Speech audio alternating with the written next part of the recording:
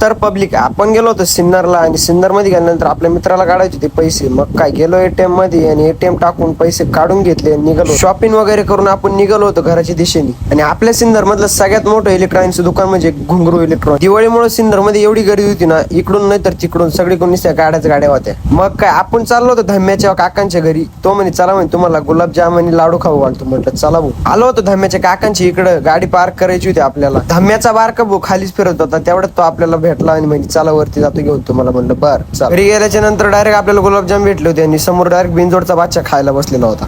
गुलाबजाम संपवले आणि लगेच शेवचं ताट आलं होतं. मग शेव खायला बसलो एवढे पण. आणि अखिलेशला जोरदार भूक लागली, त्याच्यामुळे तो थांबतच नव्हता. धम्याचा बारका भाऊ गेला होता कपडे घ्यायला. त्याला ती पॅन्ट 700 रुपये दिली. तीच पॅन्ट आम्ही 550 रुपयाला घेऊन येतो. त्याला म्हटलं भाऊ इथून लहान पोरांनी अजिबात कपडे घ्यायला एकटं जायचं नाही, मोठ्याला सोबत घेऊन जायचं, नाही तर दुकानदार तुम्हाला 100% लुटावणार. तो म्हणे बर म्हणे पुढच्या वेळी जाताना. धम्या त्याच्या बारक्या भावासाठी देत होता पैसे. म्हणे दिवाळीची तुला फटाके घेऊन ये आणि बाकीचे तुला खर्चाला ठेव. म्हणलं बर. मग काय आपली गाडी काढली डायरेक्ट निघालो होतो घराच्या दिशेने. म्हटलं आज तर सिन्नर मध्ये लईच गर्दी राव, कुठून निघावं. पुढे गेल्याच्या नंतर डायरेक्ट आपल्याला अँब्युलन्सचं दर्शन झालं. म्हटलं वा, एवढ्या गर्दीत अँब्युलन्सचं दर्शन व्हायला नशीबच लागत. हे 3 म्हणते आपल्याला सुचलायला आली होती. जर तुम्हाला आजचा हा मिनी ब्लॉग आवडला असेल ना, तर लाईक करून टाका आणि फॉलो पण करा.